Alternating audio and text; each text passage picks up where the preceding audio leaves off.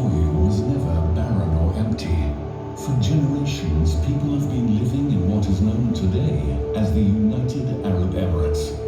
In this area, defined by sea and desert, life has always thrived. In the north, tools dating back further than 100,000 years have been found, testifying to the existence of important communities. In the southwest, elaborately constructed burial mounds are evidence of a sophisticated civilization. Weapons and tools collected in the Dubai desert mark the existence of a local merchants culture, adept at trading with other nations. Finally, in the southeast, ingenious farmers used falaj, a traditional irrigation system filled by underground mountain reservoirs, proving that people could grow food and survive in a challenging desert environment.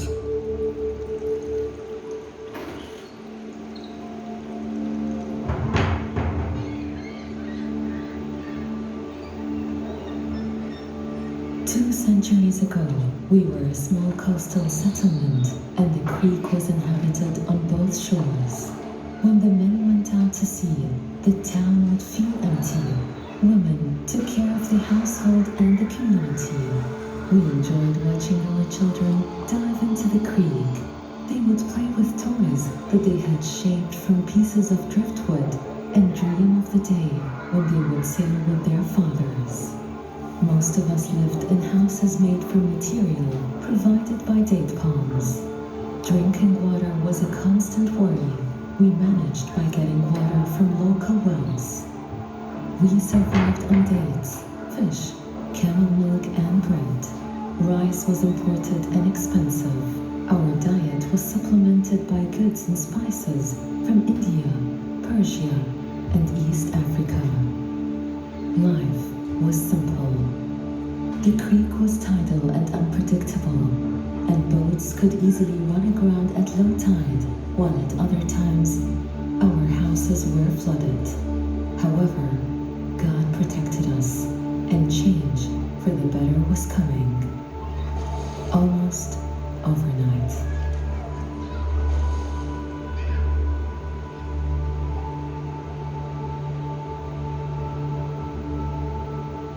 In the summer of 1833, life in this small settlement became much less precarious. Sheikh Maktoum bin Butti and around 800 Bani Yes tribesmen decided to settle permanently in Dubai. Under his leadership, the population doubled and successfully withstood pressure from neighboring tribes, securing the ancestry of the Al Maktoum family.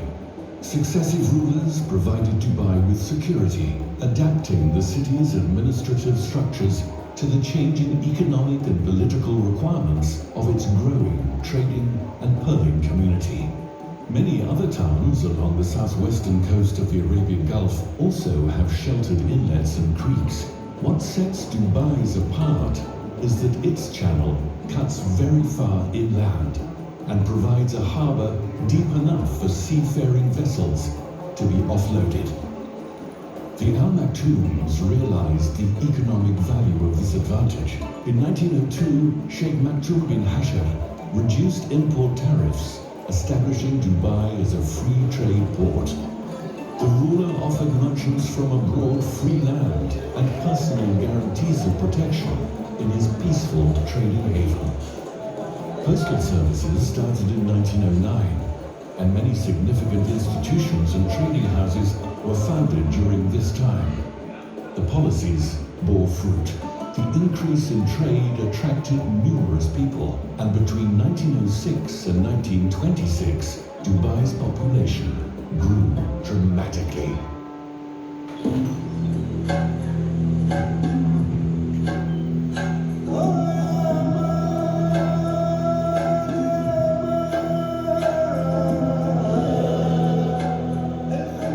For generations, pearling in the Gulf has shaped a unique way of life and interdependence. Many prominent Emirati families were involved as traders and merchants.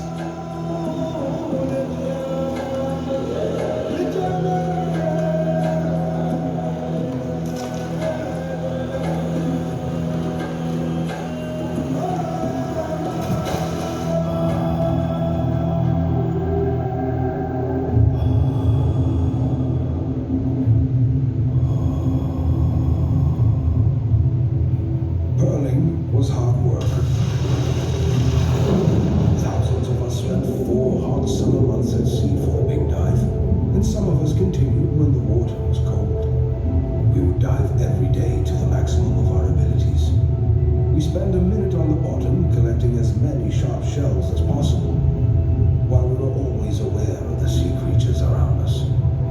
We did not fear sharks as much as jellyfish and stingrays. Some of us wore a thin white shirt as feeble protection. A diver had to work in depths of 11 to 25 meters. Some of us could go even deeper.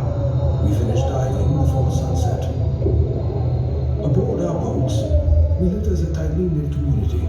The bonds we shared lasted through the good and the bad years, and certainly throughout our lives. Sometimes the sea would play tricks on our minds. Through our dreams, many legends were born. It was a difficult way to earn a living and to provide for our families. After sunrise, we opened all the oysters together and waited for the sun to warm us before we would endure long stints back in the water. Pearling was an integral part of Emirati society and a continuous source of prosperity for Dubai's economy. Many local traders would travel to faraway places, trading pearls for goods that would fill the market with food, spices, tools, clothing, and wood to build more boats. When pearling became less profitable, Dubai experienced some difficult times.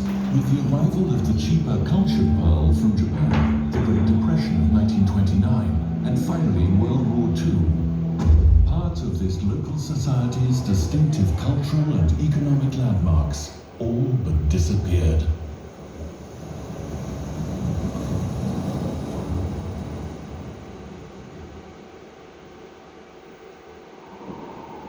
During the war, trade around the creek was hindered, which plunged the population into an economic crisis. After the conflict, commercial activities were at an all-time low, with goods slow to return. There were minimal medical services, few formal schools, and people had to fend for themselves. With the demise of the pearling industry and fewer boats going out to sea, many men had to find work elsewhere in the Gulf, leaving their families behind. Sheikh Said bin Maktoum Al Maktoum understood that in order to aid his people, Dubai would need a strong and modern economy.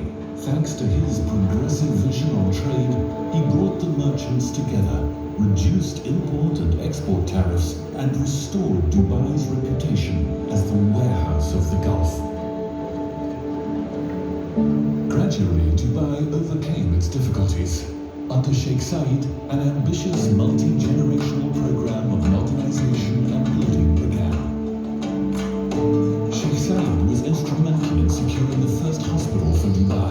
It was the only one in the 32,000 square miles of the crucial states. Prompting the British Bank of the Middle East to open an office along the harbour. Thanks to Sheikh Said's vision, businesses and services thrived. This enlivened markets to the extent that Dubai would soon see its first independent financial institution. During the rule of his son Sheikh Rashid, the National Bank of Dubai was founded. Unfortunately, the creek's role of being at the forefront of Dubai's prosperity would be challenged again, this time by nature itself. Trade and oil exploration in the Middle East was picking up. The Dubai Creek was much in demand, as heavy equipment that was needed for the region's new economic activity, along with consumer goods, were imported. The silting of the creek became so pronounced that boats often ran aground and had to be dragged off the sandbanks. Many shipments were lost.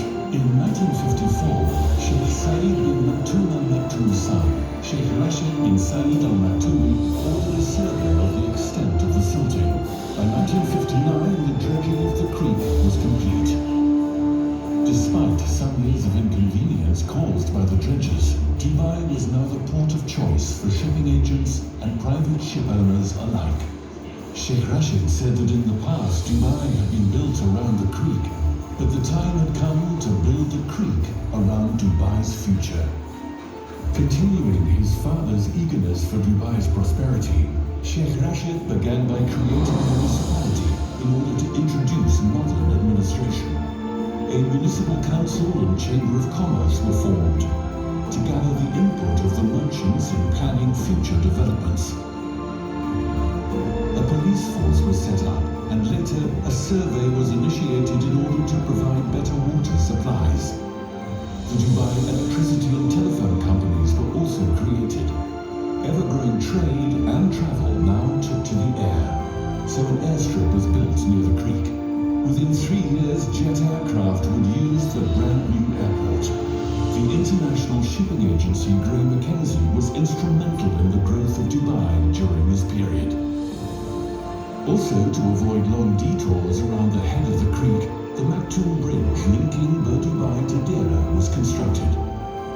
Sheikh Rashid, a firm believer in business education, initiated the foundation of the Dubai Trade School. Soon after, the long-awaited revenues from oil secured Dubai's prosperity for good, spawning the construction of Port Rashid and accelerating Dubai's growth in the final decades of the 20th century.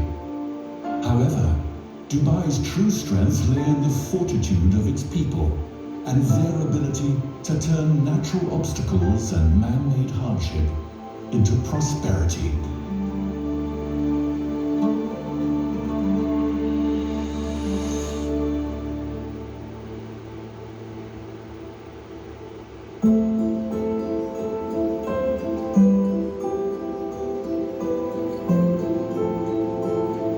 Come, my friend. Let us make our way through this magnificent land today. Let's make our way between stunning harbors and lively souks. Bring along a pen and paper. Let me collect memories old and people's adages. Let us pause when we get to the bridge, looking and staring. A picture in my mind becomes a page. The skyline of Dubai, let me behold. Marvel the vista painted by streets and buildings around, where the creek flows like a river. Upon sunset, the reflection of the water shines. Here ships come and ships go, crisscrossing the water like convoys and caravans, or a pageant and parade. Let the last thing we see be this wonder of wonders, this wonder of time, this wonder